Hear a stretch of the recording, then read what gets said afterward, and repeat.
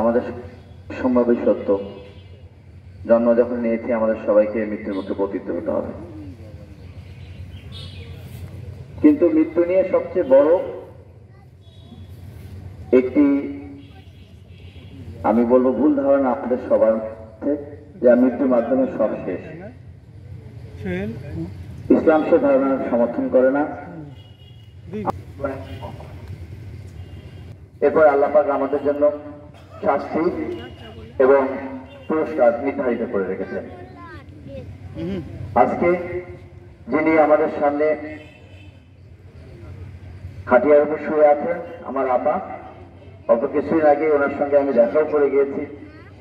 অসম্ভব একজন ভালো মানুষ ছিলেন, আমার সাথে খুব ভালো সম্পর্ক ছিল। আজকে সকালবেলা দুর্জয় যখন আমাকে সম্মানটা জানিয়েছে, আমি আমার মাকে বলতেও পারিনি। মরহুমার আল্লাহ পাক যেন মরহুমাকে জান্নাতে ফেরদৌস দান করেন, গুনাহ খাতাগুলো মাফ করে দেন। উনি একধারে আমার আপা যেমন ছিলেন, আমার স্যারের সহধর্মিণী ছিলেন। ওনাদের পরিবারের সাথে আমাদের সম্পর্ক দীর্ঘদিনের। আল্লাহ ওনাকে বেহেশত নসিব করুন।